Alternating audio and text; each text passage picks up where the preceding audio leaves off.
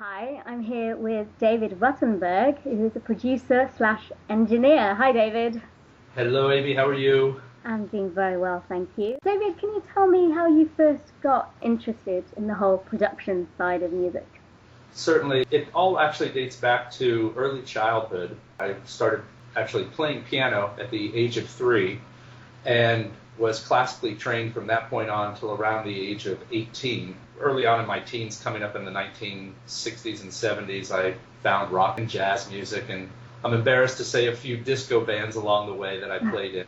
And in continuing my school and my education, I had realized that I did not want to necessarily be a performer, even though I had toured throughout the United States with some notable bands.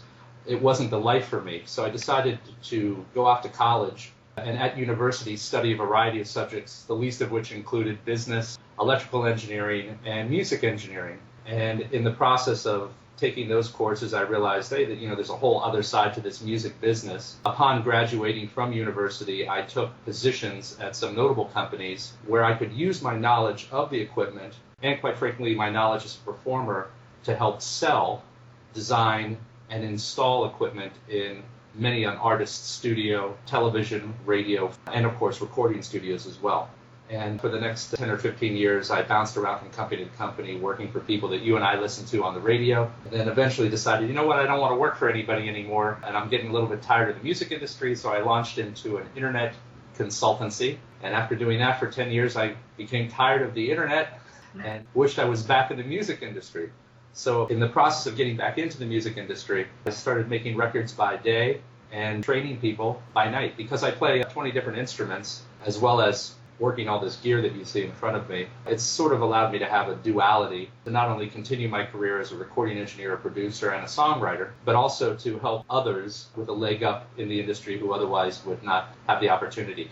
So tell me, who have you worked with over the years? Early on, I had the good fortune of working with Peter Gabriel, Stevie Wonder, Janet Jackson. Of late, I've had the good fortune of working with some great jazz artists here in the United States, including Jeff Berlin, Russ Freeman of the Rippingtons, Eric Marienthal.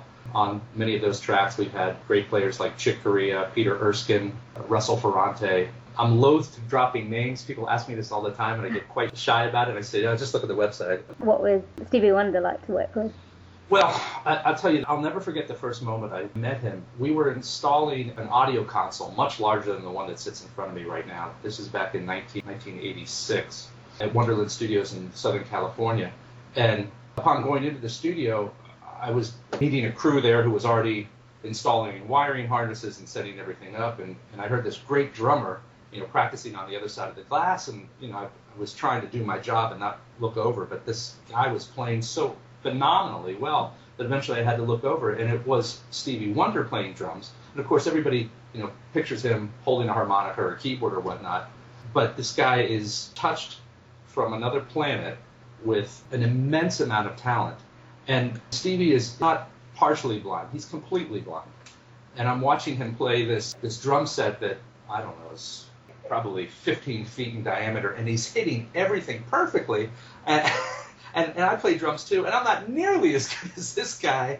And he was just an immense talent to watch. I think the only other person I've ever seen that possesses that much in such a small package would be Prince, who, like Wonder, just has tremendous work ethics. And what you see on MTV and what you see in Entertainment Tonight and the tabloids and whatnot is nothing how these people really are. They're business people, first and foremost, incredibly talented artists.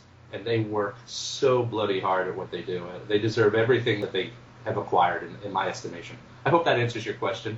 Definitely. Was he nice as well? He's a nice person. My dealings with him were always incredibly cordial.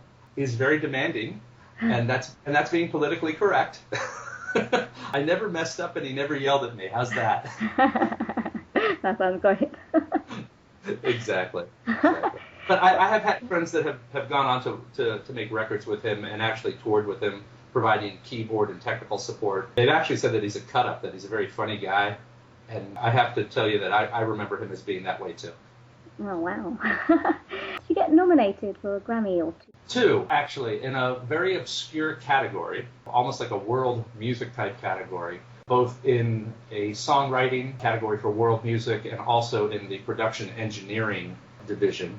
Of course, we were nowhere near getting the win on that because we were up against some very talented and much better well-known artists, including the Eagles and Celine Dion. But I will say that, you hear this all the time, that it's just nice to be nominated. And yes, while it would have been incredible to win, literally the nomination, it certainly increases your currency and your worth in the industry just to be able to say that. When I was inducted into the Grammys, that was a boon, just to be able to, say that you're a member of the National Academy of Recording Arts and Sciences and be in the producers and engineering wing. It's just enough to have that, but to actually be considered by the Academy for the work is even greater. And in the end, those that have the largest marketing push behind them and the greatest audience appeal tend to win. But even a small unknown label like the one we were working on for this particular project, it fared quite well just because it stood on its own two legs and had the merit that was worthy of consideration. So that was my excitement from about a year or two ago.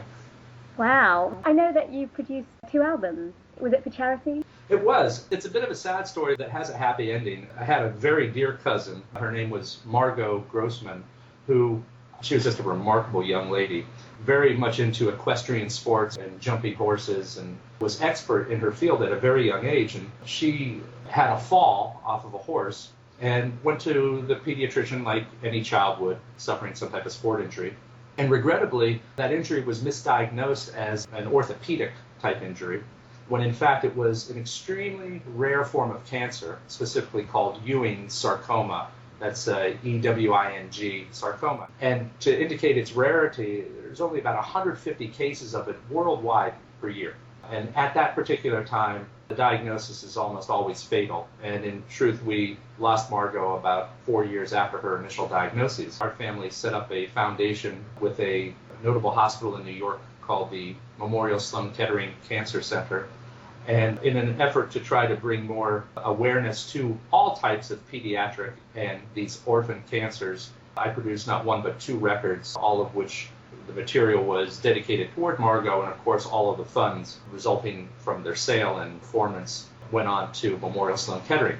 Now, I said earlier that it has a happy ending because since establishing this foundation, the foundation has also established I think it's a professorial chair and research chair where they have actually been able to map the genes that occur in these children, and it would appear that within the next year to 2 we may actually have not only a test for them but potentially even a vaccine to eradicate the spread of this. And I know also that there have been children since Margot's passing as a result of the research conducted whose lives have not only been elongated, but they look to have a very promising future. In other words, it's no longer a death sentence, for lack of a better term.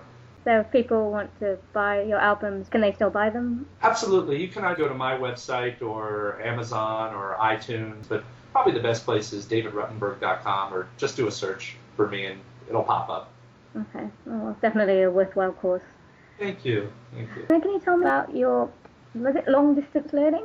Just as you and I are speaking through the miraculous internet without having to use telephones, and I presume you're able to see me and I see a gorgeous picture of you on my end. There's been times when the weather's been inclement and sometimes a musician can't make it into my studio and we need to work on a composition, or we may even need to have her or him transfer a musical performance from their microphone over to me because time is of the essence. Actually, hooking up studios via telephone wire or internet cable is really nothing terribly new. There's been albums that have been constructed that way for decades.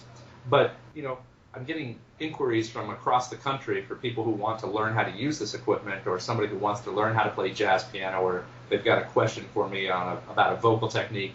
I said, well, why can't we use the exact same technology and just repurpose it for the specific application of teaching somebody how to use a piece of software or sing a particular part or play a particular instrument. And it's been actually quite successful. I don't charge any more money than I would if you were sitting here next to me.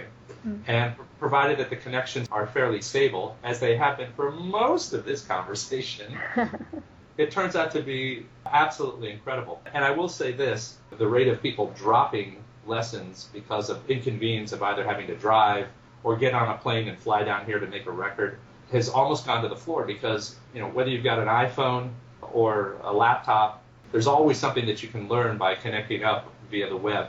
And it's been very, very positive, very compelling, and probably the largest and most buoyant part of my business right now because of the convenience factor in it. That sounds brilliant. And they can find all the information on your website again. Absolutely. Again, davidruttenberg.com, and you can always email me at david@davidruttenberg.com. Yeah. Well, brilliant. I definitely look forward to working with you sometime. It would be my pleasure. I would love to find out more about you, and I have started to do so in preparing for today's meeting. I enjoy your website, and it's quite a great read. Thank you for putting that up there for all of us to enjoy. Oh, thank you. Thank you for talking to me, David. It has been a real pleasure. Likewise. Thank you for the opportunity. Have a wonderful rest of the day. You too. Thank you.